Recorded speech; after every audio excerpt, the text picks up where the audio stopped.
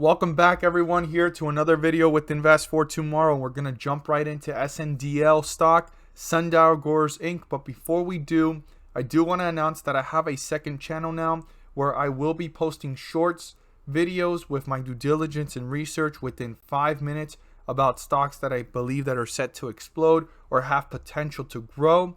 So the goal is to make videos 5 minutes or less. So if you like short videos, brief, simple, and right to the point, you're going to really enjoy this channel. And the same videos that are 5 minutes or less, I will be doing shorts on them, summarizing everything with some music in the background or even me talking 30 seconds to a minute, so it gets even shorter, briefer, simpler, and quicker, and much more efficient. So if you want to go ahead and join, we're having issues with the link down below in the description to join the second channel. And I want to say thank you to all of those that have already joined. But you can go over to my Twitter. The link is down below in the description. And the second to last post that I posted 2 hours ago will pop up. You can click on it and it will redirect you right over to the new channel. And I apologize to all of you guys that are waiting on here, holding on tight, going through this, and want to know what's going on with SNDL. But I do want every single investor and viewer to be aware of the fact that that new channel is coming, and I'm excited for what I plan to do there. And the goal is to make videos 5 minutes or less with shorts 30 seconds to a minute and a half. So here we are with SNDL Chart. Enough about the whole YouTube channel, the second channel, and let's jump into this. So the 50-day moving average, we're in tug of war zone, is 113. Anything below that is bearish. Anything above that is bullish. Now the lowest point reached was down here at 92.93 cents, give or take. We want to keep that in mind moving forward, but it is pulling upwards and it's sitting well above $1 right now at 117 after market. So our support here is 111. If that gets crossed, we want to watch it carefully and see how quickly is it hitting newer lows. And then your next point of reference would be right here at around 107. We definitely want to watch that carefully and see how the stock is doing between support and 107 to see if the bulls are trying to reappear or are the bears tearing this down fairly quickly. And our resistance level, which is the highest point reached in the day, is 122. That's what the bulls need to break through. That's what they want to break through so that they can continue this momentum, pull further away from the 50-day moving average, and reach newer highs and new resistance levels. As always, guys, if you found this video helpful and informative, please do so and subscribe. Share this with your friends and community. Don't forget to click on the bell to not miss a single video that I post. And smash that like button to let me know you watch this video. And it helps the YouTube channel. It's the least that you could do. And it's all I ask from everyone's support. As always, stay tuned till the end because we have a lot to cover about the S&P 500 index and how the 10-year treasury is affecting the S&P and the overall market. Stay tuned.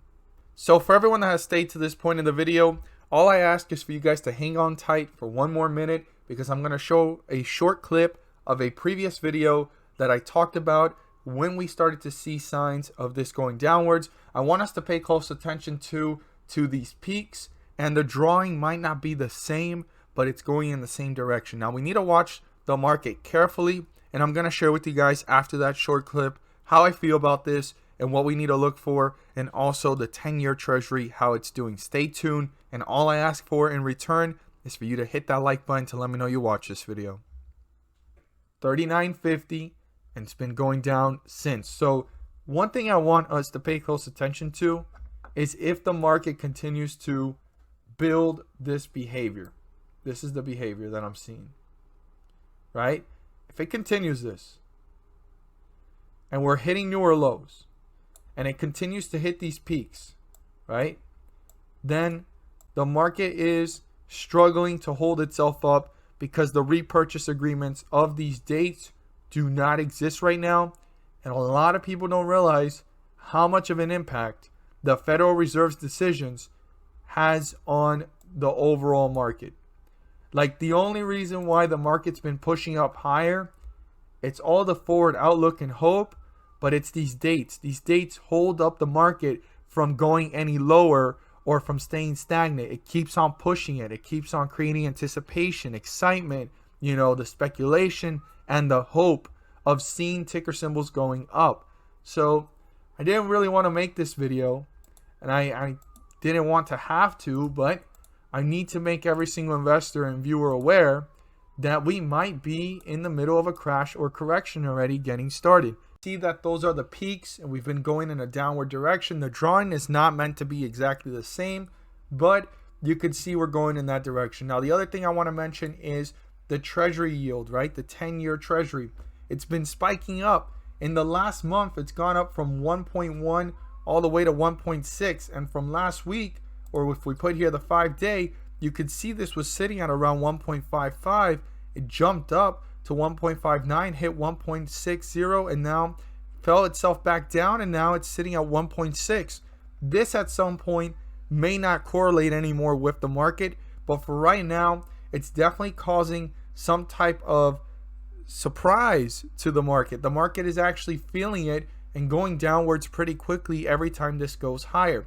There will be a point where the detachment of the correlation will happen and the stock market will start to go back up on its own, hopefully sooner than later, because the treasury yield will actually become a norm to see itself at those levels. It's just that it's going up way too fast in such a short period of time. That's what's surprising the market. The other thing too is inflation year over year, which we need to keep in mind and pay close attention to, because the Federal Reserve is going to have a meeting next week on the 16th and 17th. So stay tuned for that. As always, guys, I hope you guys learned something new. I'm not here to encourage or discourage anyone from the market or encouraging them to buy, sell, or hold any positions.